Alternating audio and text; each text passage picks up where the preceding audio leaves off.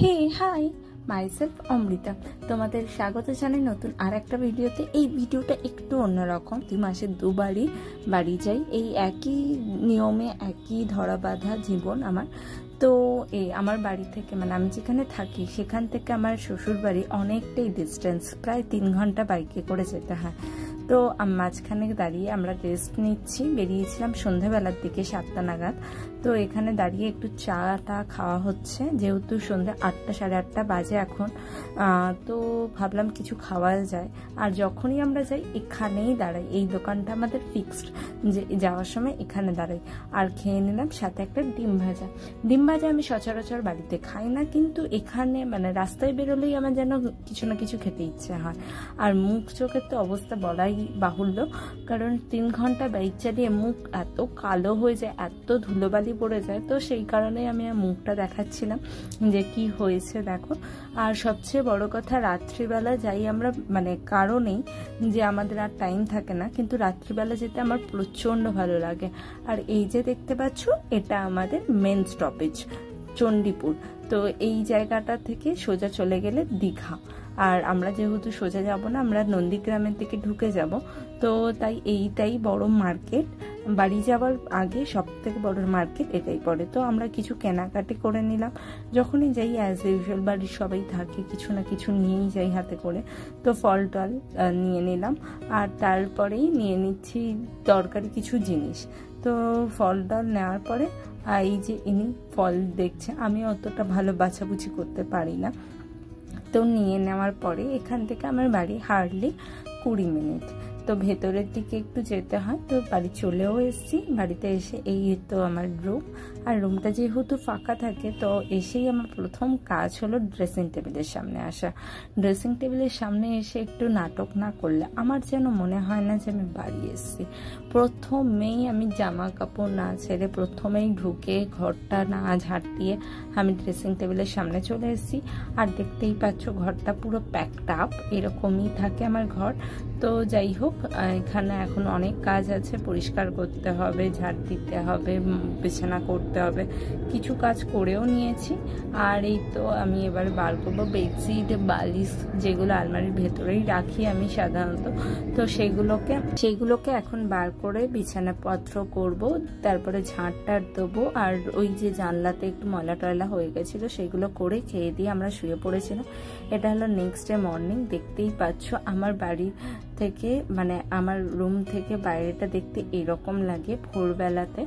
আর আমার সত্যি এই জায়গাটা খুব ভালো লাগে। সকাল সকাল উঠেই একদম আমি জামা কাপড় ছেড়ে আমি চলে এসেছি রান্নাঘরে। রান্নাঘরে আমি এখন বানাচ্ছি সাদা আলুর তরকারি আর পরোটা। সাদা আলুর তরকারি খেতে সবাই খুব ভালোবাসে, আর সাথে বানাবো পরোটা। এগুলো বানানো প্রায় কমপ্লিট। আমি এবার যাব স্নান করতে। তার আগেই আমি খেয়ে নিচ্ছি একটা ডাবটা খেয়ে নেওয়ার পরে আমি স্নান টান করে চলে এসেছি ঘরে রেডি হওয়ার জন্য। এখানে ভাবছিলাম কি শাড়ি পরা যায়, কি গয়না পরা যায়, এগুলো ভাবতে ভাবতেই এই শাড়িটা বার করলাম। এটা আমার বিয়ের শাড়ি, যেহেতু আমি পালিয়ে বিয়ে করেছি সেটা আলাদাই একটা গল্প। তো এই শাড়িটা আমার খুব ফেভারিট, এটা আমার মামিমা দিয়েছিলেন আমাকে। তো এই শাড়িটাই আজকে পরলাম। আর যেখানে পুজো দিতে যাব সেখানে এই শাড়িটা পরেই আমার বিয়ে হয়েছিল। তো ভাবলাম কেননা আজকে এই শাড়িটাই পরা যায়। এই শাড়িটা পরে আমি রেডি হয়ে বেরিয়ে যাচ্ছি পুজো দেওয়ার উদ্দেশ্যে। আর যেহেতু অনেক দিন ধরে ভেবে রেখেছিলাম শ্রাবণ মাসে একবার গিয়ে পুজো দিয়ে আসবো, সেই কারণে আমি সেজিয়ে গুজিয়ে রেডি হয়ে সকাল সকাল সব কাজ সেরে বেরিয়ে যাচ্ছি। আর উনিও রেডি হয়ে গেছে, দেখতেই পাচ্ছ। তো বাইক নিয়ে বেরিয়েও এসছে। এখান থেকে আমার বাড়ি থেকে মন্দিরটা প্রায় 5-7 মিনিট, মানে বাইকে প্রায় 10 মিনিটের কাছাকাছি লাগে। তো আমরা যাচ্ছি রেডি হয়ে। আর এই তো চলেও এসেছি প্রায় মন্দিরের গেট এটা। তো এই মন্দিরটা এখানকার খুব নাম করা, আর এখানে সবাই মন্দিরেই আসে পুজো দিতে। আমার বিয়েও এই মন্দিরেই হয়েছে। তো সেই কারণে এই মন্দিরটার সাথে আমার টানটা আলাদা। আর এটা হলো মন্দিরের বাইরের চত্বরটা। আমরা এসছি, এসে এখানে হাত পা মুখটা ধোবো, ধুয়ে ডালা নেবো, ডালা নিয়ে পুজো দিতে যাব। আর এখানে যেহেতু এই ঠাকুরটা খুব জাগ্রত, এখানে প্রচুর মেলাও হয়, অনেক দিন ধরে শিব মেলা হয় এখানে। শ্রাবণ মাসে প্রচুর ভিড় হয়। আর এখানে চলে এসেছি এখানে এসছি ডালা নিতে, ডালাটা নেওয়া হয়ে গেছে। এখানে ফুল মিষ্টি যা যা নেওয়ার ছিল কমপ্লিট। আর এটা যেহেতু ঠাকুরের বাইরেটা মানে ভেতরে নিচের দিকে ঠাকুরটা থাকে, তো এই জিনিসটা আমার খুব ভালো লাগে, নিচের দিকে গর্ভগৃহে ঠাকুরটা থাকেন। তো সেইখানে আমরা যাব এখন পুজো দিতে। ভেতরে যেহেতু ফটো অ্যালাউ নেই, ফটো ভিডিও, তো আমরা ফটো ভিডিও কিছু করিনি। পুজো টুজো দিয়ে বেরিয়ে রাস্তার পাশে এই ছোট্ট ছোট্ট ফুলগুলো দেখে এত ভালো লাগছিল, অযত্নে অবহেলায় এত ভালো একটা সুন্দর ফুল ফুটে উঠেছে, দেখতেও খুব ভালো লাগছিল। দাঁড় হয়ে একটা নিয়ে নিয়েছি, তারপরেই আমরা গেছিলাম বাজারে, একটু বাজার করেছি। বাজার করে আমি যাব এখন বাড়িতে গিয়ে আমি খাওয়া দাওয়া করব, যেহেতু সবারই খাওয়া দাওয়া হয়ে গেছে। সবাইকে রান্না করে দিয়ে গেছিলাম, আর সবাইকে খেতে দিয়ে দিয়েছে, আমি আর ও বাকি আছি। খাওয়া দাওয়া করে এখন মানে আবার জামা কাপড় ছেড়ে আমি যাব রান্না করতে। তো এখানে বসে বসে বাইরে বসে বসে খাচ্ছিলাম, আর খেতে পারছিলাম না বলে ওকে বললাম যে তুমি একটু খেয়ে নাও, তারপরে আমি খাবো।